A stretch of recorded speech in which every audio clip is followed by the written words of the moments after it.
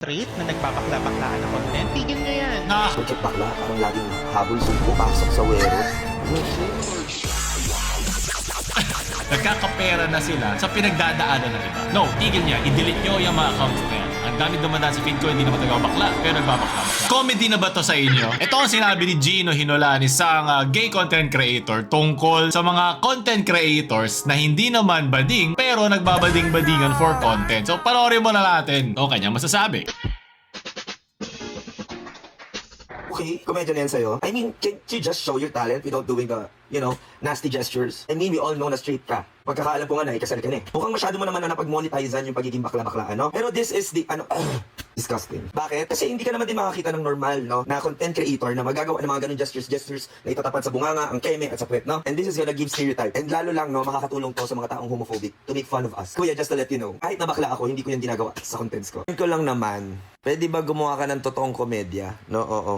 Wala naman tunay na komedya. Yan ang hirap sa entertainment kasi. Lahat ay parte ng komedya. May subjective nga siya. May iba't ibang paraan para gumawa ng komedya. Hindi mo pwedeng, alam mo yun, i-order ang isang komedyante kung paano siya magiging komedya. Pero may mga points din naman siya doon pwede pa natin pag-usapan. Tapusin lang na. Huwag mo na gamitin yung mga ganun gestures just to make fun of us. Just be you, maging straight ka lang. Double, double joke ba yun? Maging straight ka lang. Straight sa comedy. Ganun lang. Wag mo na Hindi, mahirap po maging funny lang. kaming gamitin. Hindi mo nakakatawa. Nakakatawa ba yun, guys? Yung itsura mo nakakatawa na. Hindi mo na kailangan ng ano-ano.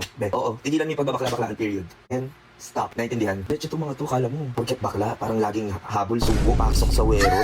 Leche, mga kagaya mo, hindi nakakatulong. Ang ba't tinitingin-tingin? Palit na ng contents. Besides sa kanya, nagsalita rin si Gabe Pineda at ang Dog Show Divas na si McCoy Dubs and Baus Rufo. Kasi sabi tigil niya yan. At sinabi rin dito ni Gabe na nakakatawa si Balubito kasi hindi centered sa pagbabakla-baklaan yung content niya. So isibisi nagkaroon siya ng ganong klaseng content. Naturally funny siya, di kagaya ng iba dyan, kailangan pa magbakla-baklaan para maging nakakatawa. At nagkumalat ito, may iba-iba silang kung kailangan mo pa magbakla-baklaan para maging nakakatawa, din nakakatawa ka ba talaga? So Dog Show Divas, Rage Bait Divas. Straight na nagbabakla-baklaan ng content, tigil nyo yan. Queer baiting. Queer baiting? Kung nakita mo yung clip na yon ng Dog Show Divas, it started as a punchline, then it became political. Both of them, McCoy and Baus, called out content creators na nagbabakla-baklaan, and they said, tigil yan. While hindi naman ako offended, but also, dahil may awareness ako about what's going on around me, alam ko that something is wrong. May mali dun sa ganong type. Bakit?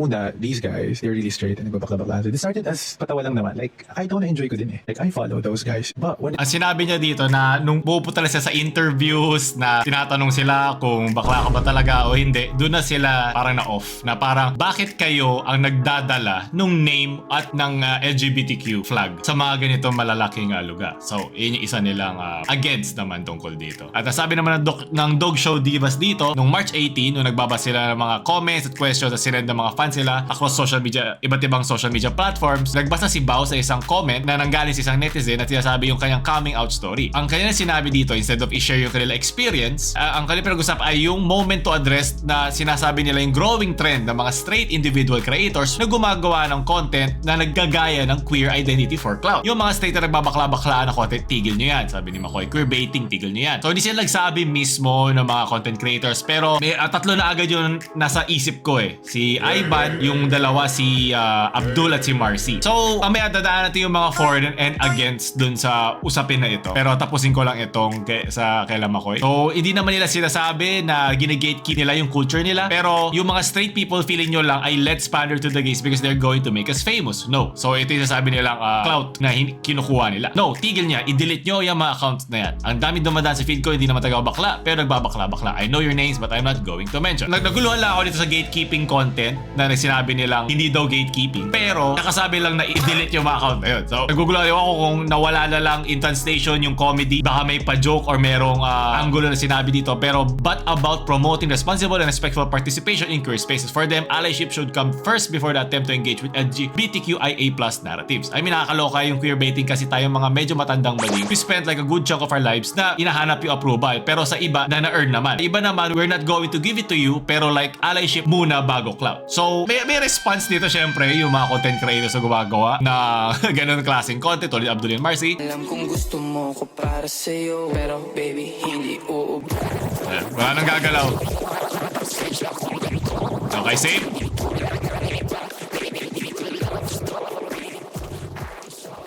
Copyright si Ivan, syempre.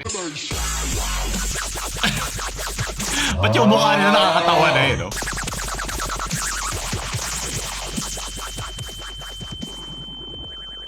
Nag-viral din yung word na comedy na to sa inyo. Yan yung parang naging zinger word na ito na lang ba? Okay, so pag-usapan muna natin yung for and against dito. Doon muna tayo sa mga for. So doon sa mga for man, meron kasi siyang visibility and normalization na pag mas lalo nating napapakita, mas lalo siya nagiging acceptable at mas lalo nagiging part siya ng community. Kasi nagiging normal, hindi siya taboo na tinatago at nagiging parang ginagamit lang for clout. Kung ito ay nagbibigay ng overall happiness at acceptance, ito ay under na ng utilitarianism na kung meron nga mga taong na-offend, then ma-overshadow na nun yung good na kaya niya i-produce. At meron din yung agenda setting theory na laging nasa spotlight ngayon itong mga pinagdadaanan or yung mga representations ng LGBTQ. Siyempre, meron din freedom of expression, ang mimicry naman at over-exaggeration ng mga bagay-bagay has always been part ng comedy. Hindi lang yan sa kahit anong marginalized sector. Meron nga mga jokes sa mga black people, yung mga iba pang marginalized sector, ginagamit talaga para mas lalo ma-push yung agenda nila, mas lalo ma-push yung kanilang pinagdadaanan via comedy kasi yun ang pinakamadaling nako-consume ng tao para mag-digest ng mga seryoso at insensitive na mga bagay through sa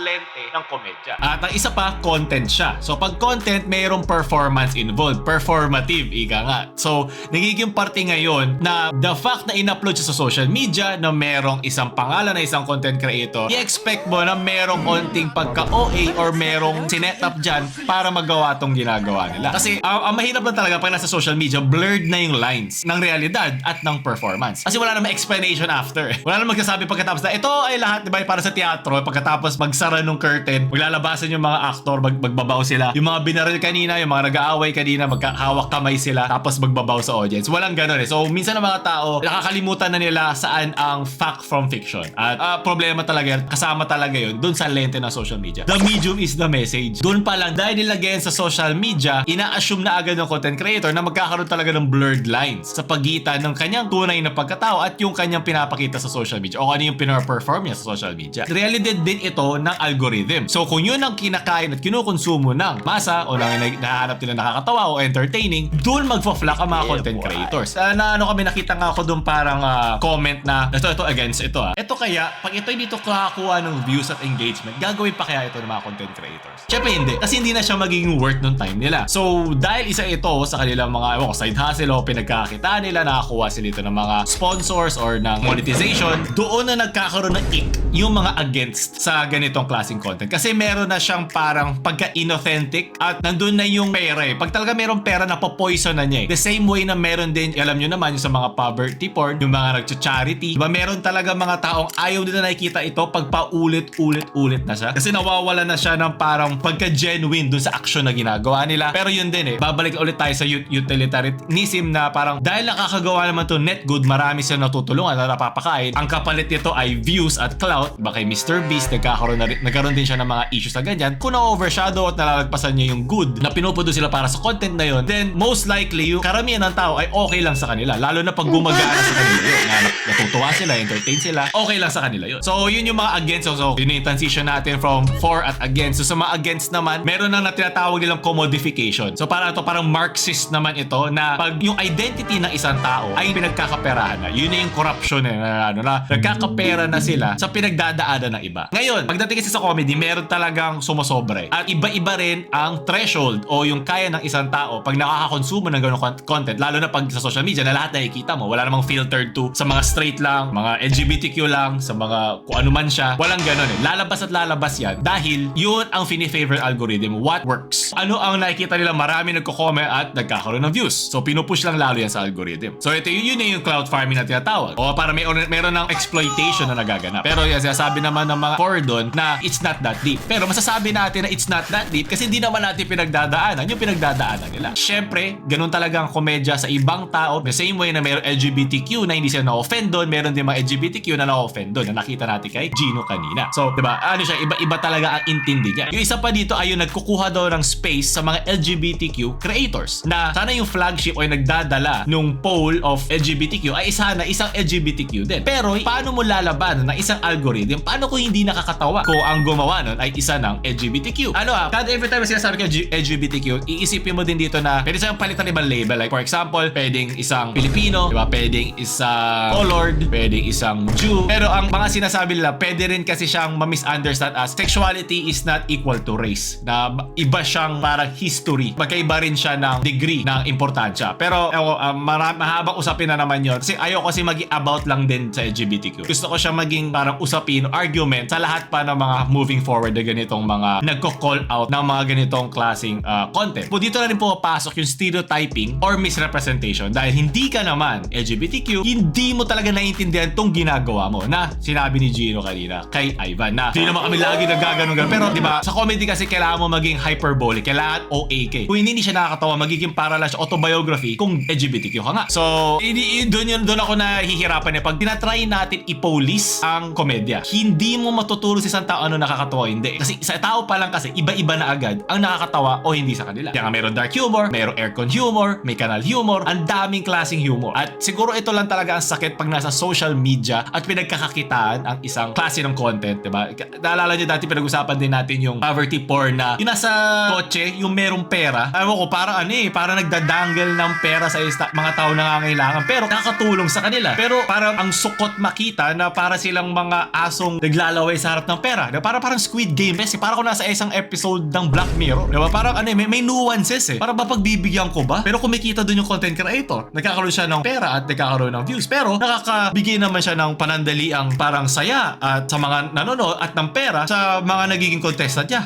Ang dami kong kailangan isipin na sana nagdo-doom scroll lang ako pag tumatay pero hindi. Sa ibang tao, buhay nila yun at pinagdadaanan nila yun So, kailangan talaga natin siyang pag-usapan. At isa pa, hindi ka LGBTQ. So, hindi ka pwedeng umayaw lang bigla. Dapat kuyari, mayroong isang bill na sinasabing bawal maging ganito sa isang lugar. Hindi ka pwede, ano lang ako, okay, wala nang problema, hindi naman yung LGBTQ. So parang unfair yun sa mga taong talagang pinagdadaanan yung mga ganong klaseng inequality at discrimination, di ba? Parang nagagamit lang bilang isang palamuti. Siguro kung meron lang ako masasabi dito, hindi ako for or against sa kanya, pero mas gusto ko constructive Na kasi ang dami kasing nuances sa kanya sa ilalim ng authenticity, ng comedy, ng ethics, ng morality, ang dami talaga siya at walang yes or no sa kanya. Siguro ang pinakamagandang makukuha natin dito ay paano pa natin mapupush yung LGBTQ in a more respectful way kahit nakakatawa pa din siya. Kasi meron dito na parang shinare si Ivan, nakita ko. Nasasabi niya na maganda to kasi LGBTQ advocate din siya na sana maging mas constructive siya, na sana hindi lang surface level na subo, kwet, diba? Under nun, sana meron din daw mga content creators na lalaliman pa yung topic. Pero yun nga, mahirap lang din kasi doon. Iba kasi talaga, surface level lang. Diba? Na ang point kasi ng parang ganun kasimpleng content is hindi mo na siya kailangan pag-isipan. Titingnan mo lang, sasayaw siya, or merong gagawin,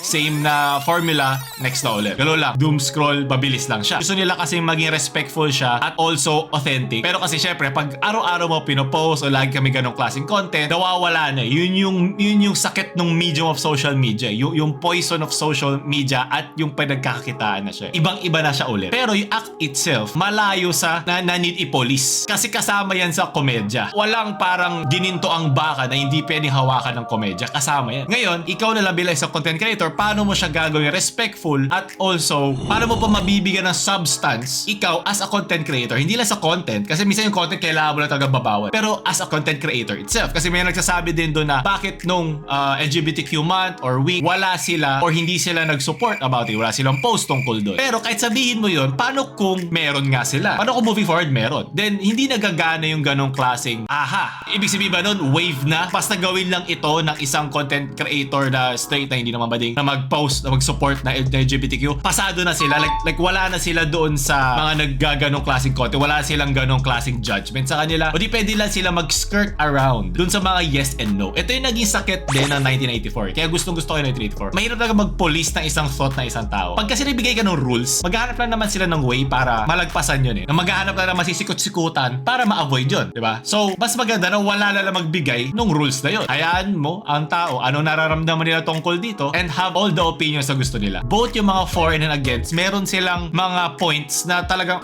Parang hirap nga naman kung hindi ka talaga gays gumagawa content na gagawin mo.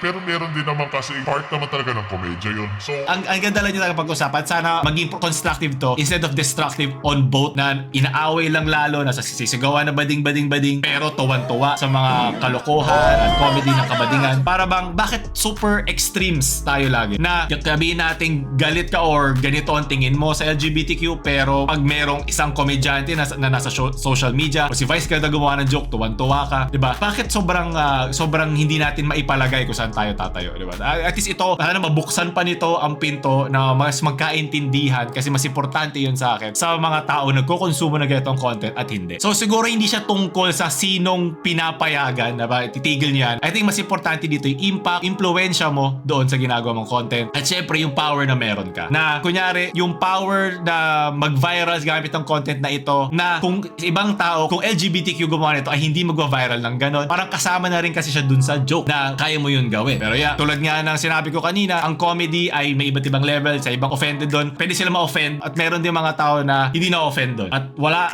tayong magagawa sa kanila na ma-offend ka, ikaw hindi ka ma-offend. Hindi yun po pwede. Lahat tayo merong choice on this. At ang gusto ko lang naman dito ay at least na mas napag-uusapan pa, lumalalim pa yung usapin tungkol dito. Kayo kung ano mga litanya nyo o mga nobela nyo na comment tungkol dito, nag-agree ba kayo sa mga sinabi ko? Meron ba kayo sarili nyong mas iba ang tingin nyo dito sa naging issue na ito? Ako, open lang ako at yan binabasa ko na mas gusto ko natututo ako para yung mga hindi pa sure sa kanilang opinion sa doon sa nangyayari ay magkaroon ng sarili nila. At kung wala, okay lang din. Hindi na makilala lahat ng topic na opinion kayo. Okay lang din yun. Ako gusto ko lang kasi maganda siyang topic kasi walang parang definite na sagot agad. At gusto ko yung ganyan. Talagang nakikilatis natin. So doon tatapos sa ating usapin ngayon. Huwag kalimutan like, share sa mga LGBTQ, non-LGBTQ, yung friends. Huwag nyo kalimutan mag-subscribe. Paolo LGBTQ na mamaalam.